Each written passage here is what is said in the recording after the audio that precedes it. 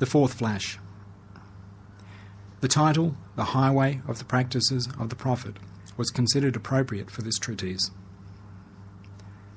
Although the Imamate Question is a matter of secondary importance because of the excessive attention paid to it, and because of its relevance to our basic duties towards the Qur'an and belief, it is in part discussed here in regard to its being a subject dealt with by the sciences of theology, kalâm, and the principles of religion.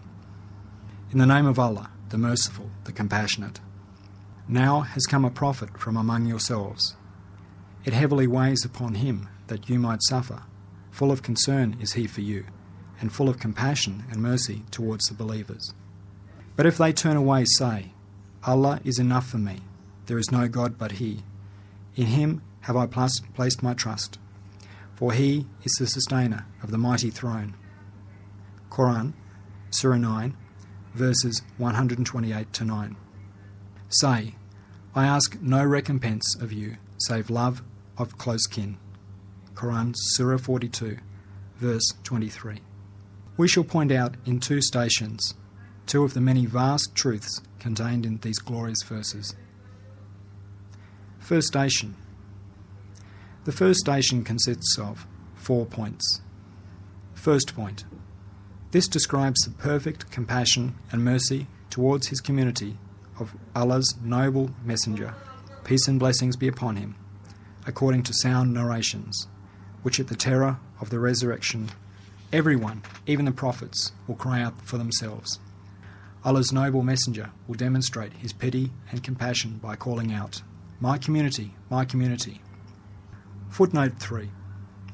Bukhari, Tawhid 36, Tafsir 17, Surah 5, Fitan 1, Muslim, Imam 326, 327, Tirmidhi, Qiyamah 10, Darimi, Muqaddimah 8. As is affirmed by those who uncover the mysteries of creation, when he was born, his mother heard among his supplications the words, My community, my community. Then the whole history of his life, as well as the kind and compassionate conduct which he propagated, demonstrate his perfect compassion and clemency. Also, through displaying an infinite need for the innumerable prayers of his community, he showed a boundless compassion, for he showed that out of his perfect compassion he was also concerned with the happiness of all of them. Thus you can understand how lacking in gratitude and conscience it is not to observe the practices of so kind and compassionate a leader. Second point. Among the universal and general duties of prophethood, Allah's noble messenger, peace and blessings be upon him, displayed great compassion in certain particular minor matters. Superficially, his expending great compassion on such matters seems inappropriate to the supreme importance of the function of prophethood. But in reality, such minor matters were the tips or samples of a chain, which could be the means to the fulfillment of a universal and general function of prophethood. Therefore, the greatest importance was given to the sample for the sake of the mighty chain. For example, the extraordinary compassion of Allah's noble messenger, peace be upon him, showed towards Hassan and Hussein in their childhood, and the great importance he gave them was not only due to love arising from natural kindness and family feeling. It was rather because they were each the tip of a luminous thread of the function of prophethood and the source, sample, and index of a community of great consequence which would receive the legacy of prophethood. Indeed, the messenger, peace be upon him, used to take Hassan, may Allah be pleased with him, tenderly into his arms and kiss his head for the sake of the luminous, blessed, Mahdi-like descendants who would spring from him, like Shah Gilani, Gauth al-Azam, who would be the inheritors of prophethood and would bear the sacred Sharia of Muhammad. Footnote 4. Sheikh Abd al-Qadir Gilani. 561, 1165-6, founder of the Qadari order. He saw with the eye of prophethood the sacred service and duty they would perform in the future, and approved and applauded them. He kissed Hassan's head as a sign of approval and encouragement. Also, he embraced Hussein and accorded him importance and tenderness on account of the illustrious imams like Zayn al-Abdin and Ja'far al-Sadiq, and the numerous Mahdi-like luminous persons, true inheritors of prophethood, who would spring from his effulgent line, and for the sake of the religion of Islam and functions of prophethood. Since with his heart, which had knowledge of the unseen, the Prophet Muhammad's, peace be upon him, luminous vision and future-penetrating eye observed from the era of bliss in this world the assembly of the resurrection on the side of post-eternity, and from the earth saw paradise and watched events which had occurred since the time of Adam, were concealed in the dark veils of the past, and even received the visions of the All-Glorious One. He surely saw the spiritual poles and the imams who were to be the inheritors of prophethood, and the Mahdis who would follow on in the lines of Hassan and Hussein. And for sure he would kiss their heads in the name of all of them. Yes, Shah Gilani has a large part in his kissing Hassan's head. The third point. According to one interpretation, the meaning of the verse, say, I ask of you no recompense save love of close kin.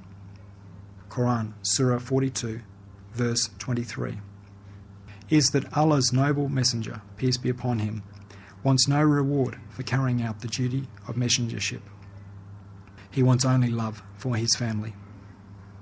If it is asked, according to this meaning, it seems there is an advantage to be gained from a family relationship, whereas according to the meaning of, the most honoured of you in the sight of Allah is the most righteous of you.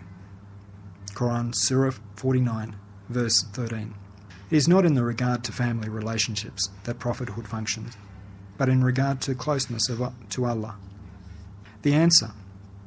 Within his vision, which penetrated the unseen, Allah's most noble messenger, peace be upon him, saw that his family would become like a light-giving tree within the world of Islam. The overwhelming majority of those who would perform the duties of guides instructing every level of the world of Islam in human attainment and perfection would emerge from his family. He divined that his community's prayer for his family in the final section of the prescribed prayers, O Allah, grant blessings to our Master Muhammad and to the family of our Master Muhammad, as you granted blessings to Abraham and to the family of Abraham. Indeed, you are worthy of praise, most exalted, would be accepted. That is to say, just as the vast majority of the luminous guides among the people of Abraham were prophets of the family and line of Abraham, so he saw in his community the spiritual poles of his family performing the momentous duties of Islam. And in most of the paths and Sufi orders, like the prophets of Israel. Therefore, being commanded to say, I ask of you no recompense, say love of close kin, he wanted his community to love his family. There are numerous narrations corroborating this fact. He repeatedly decreed, I leave you two things. If you adhere to them, you will find salvation. One is Allah's book, the other is my family. Footnote 7. Tirmidhi, Manaqib 31. Musnad 3, 14, 17, 26. For those who were the source and guardians of the Prophet's practices and were charged with complying with them in every respect were his family. This is why the truth contained in this hadith was communicated intending adherence to the book and the Prophet's practices. That is to say, what was required from the family of the Prophet in respect of the function of messengership were the practices of the Prophet. Just as someone who abandoned the Prophet's practices could not truly be a member of his family, so such a person could not be a true friend to them.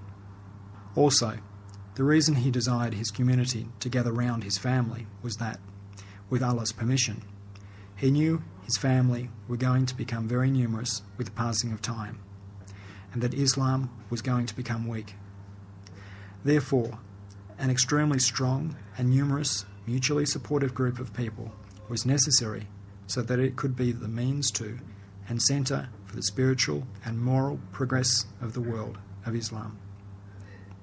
With divine permission, he thought of this and desired that his community should gather round his family.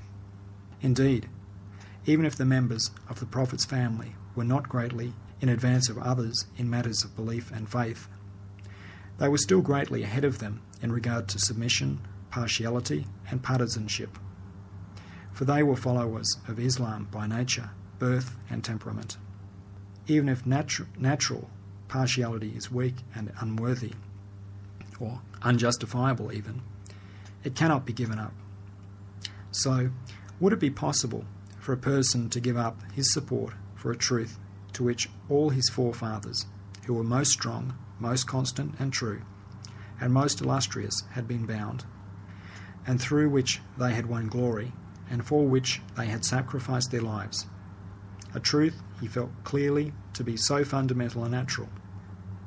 Thus, due to this intense partiality and natural submission, the family of the Prophet accepted the least hint in favour of the religion of Islam, as though it was a powerful proof. For they were partial by nature. Others became partial after some powerful proof. Fourth point.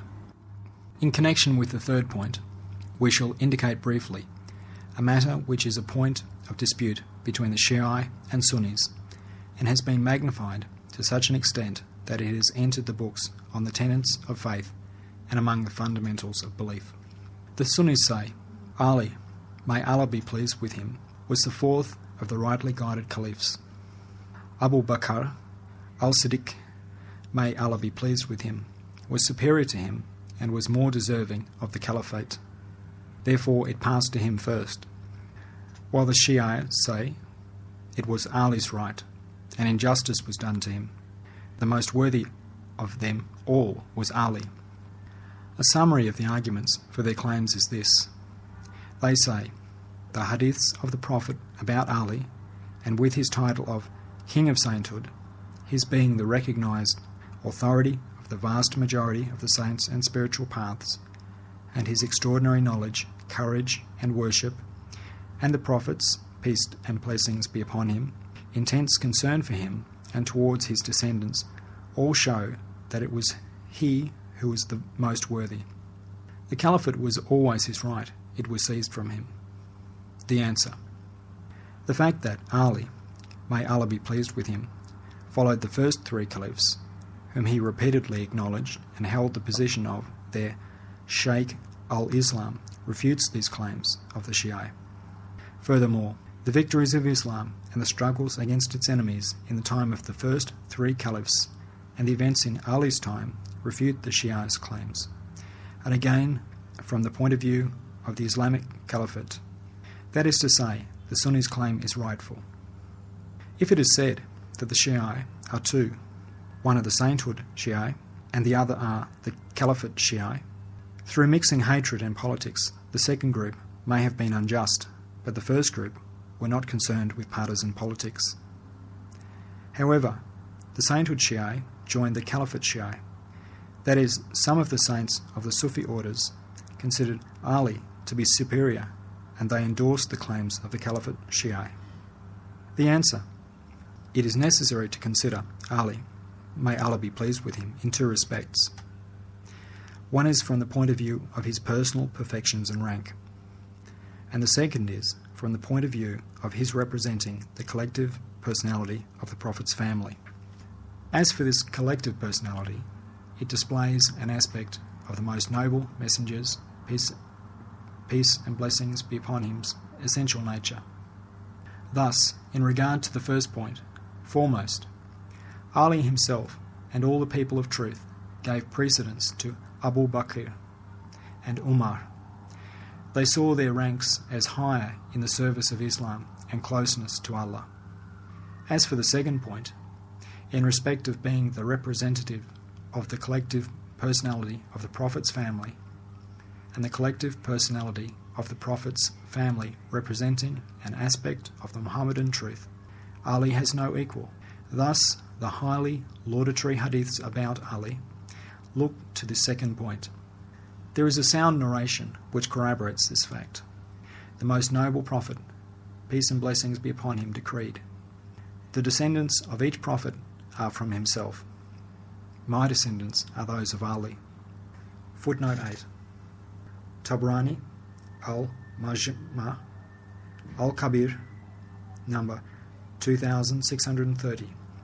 Al-Haythami, Majma, Al-Zad'id, X 333.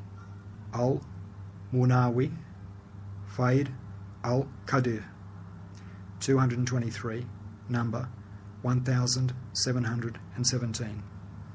The reason the hadiths praising Ali more than the other three caliphs have become so widespread is that the people of truth, that is the Sunnis, spread many narrations about him in response to the Umayyads and Kharijites attacking and disparaging him unjustly.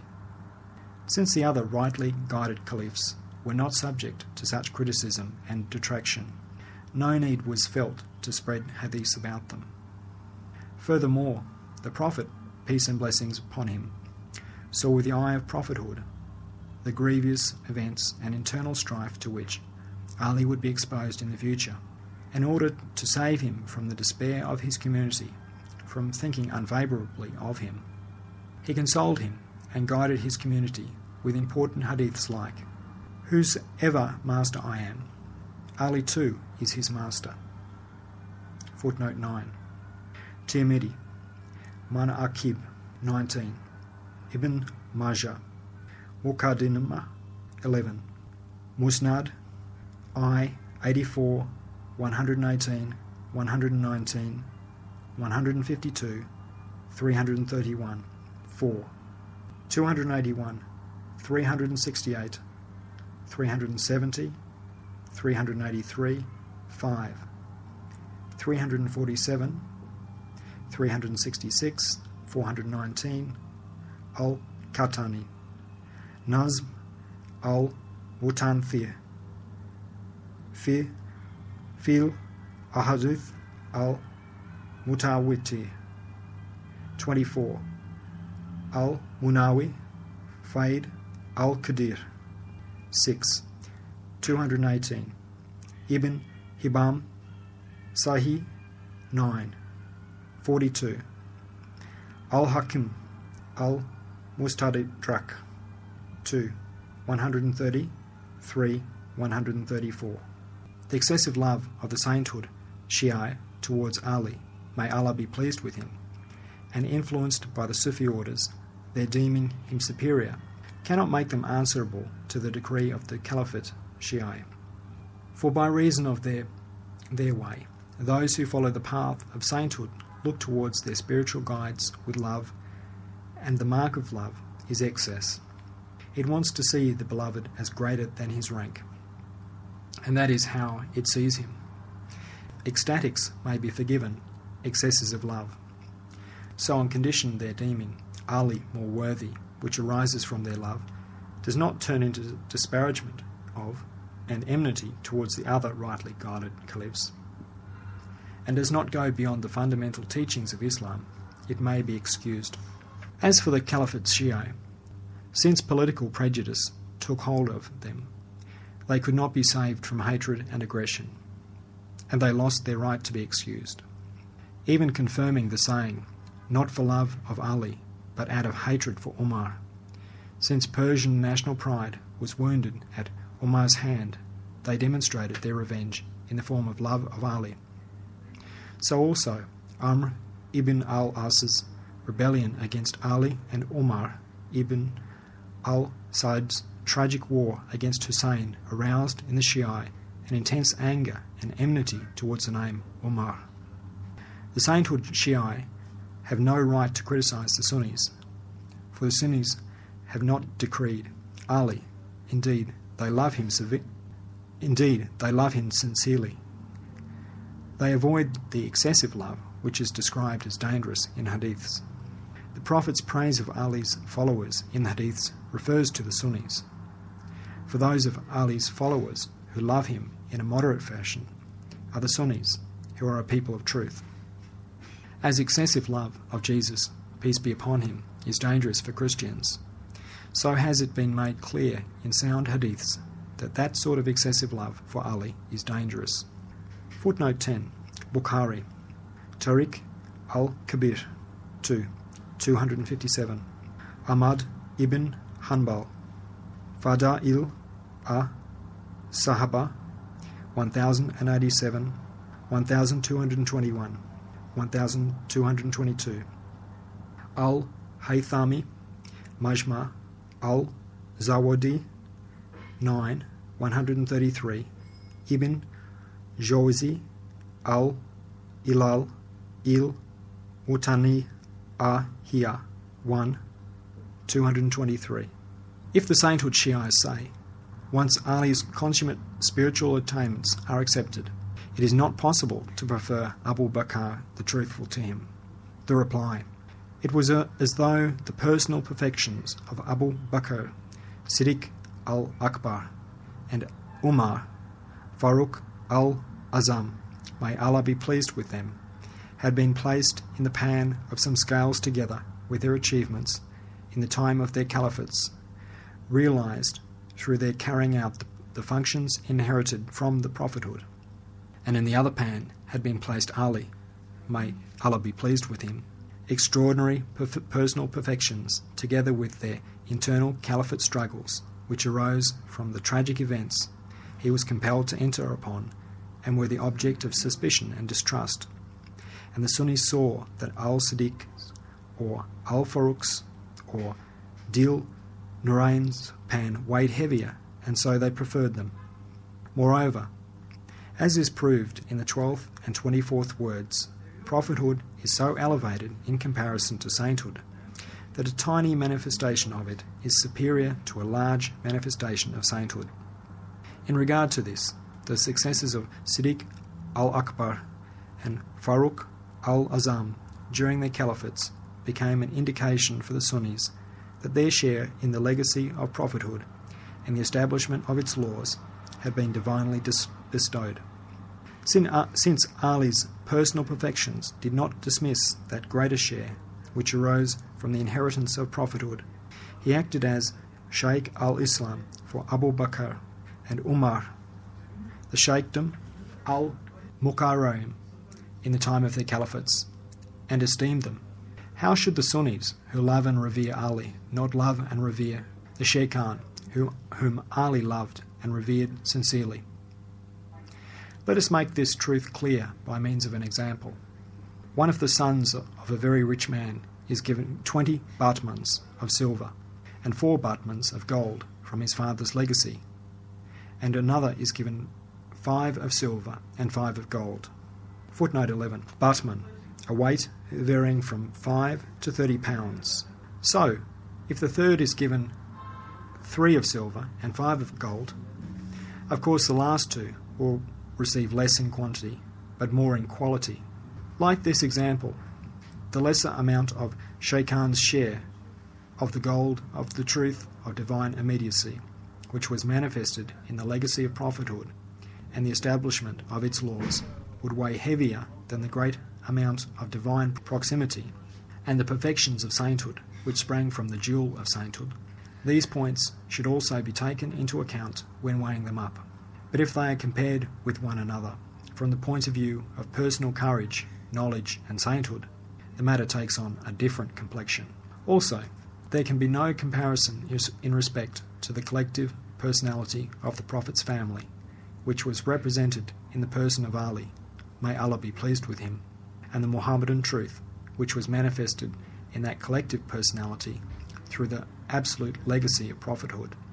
For contained in it is the mighty mystery of the Prophet Muhammad, peace and blessings be upon him. As for the Caliphate Shi'i, they have no rights before the Sunnis other than shame. For although they claim to have tremendous love for Ali, They disparage him, and their creed necessitates accusing him of immorality. For they say that, although Abu Bakr al-Siddiq and Umar were acting unjustly, Ali feigned approval for them. According to Shiite terminology, he dissimulated. That is, he was frightened of them and behaved hypocritically. But it is not love to see someone who was such a hero of Islam, won the title of Lion of Allah, and was commander and guide of the faithful, as simulating love for people he did not love out of fear and deception, as feigning approval for them in fear for more than 20 years, and as following wrongdoers. Ali, may Allah be pleased with him, would disclaim love of that sort. Thus, the people of truth's creed in no way disparages Ali, nor levels accusations of immorality at him.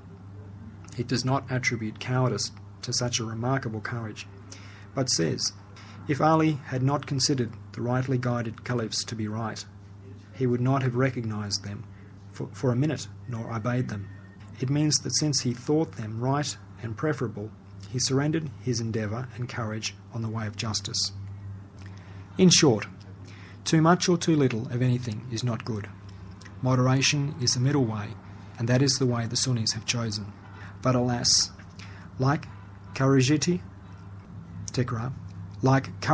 ideas have infiltrated the Sunnis to an extent, so also addicts of politics and some atheists criticise Ali. They say, Allah forbid, that since he did not understand politics, he was not entirely worthy of the caliphate and could not govern. And because of these unjust accusations of theirs, Alawis feel affronted at the Sunnis, whereas the principles and basic beliefs of the Sunnis do not necessitate these ideas. Indeed, they prove the opposite. The Sunnis cannot be condemned because of ideas such as those which come from Kharijites and atheists. Rather, the Sunnis are firmer followers of Ali than the Alawis.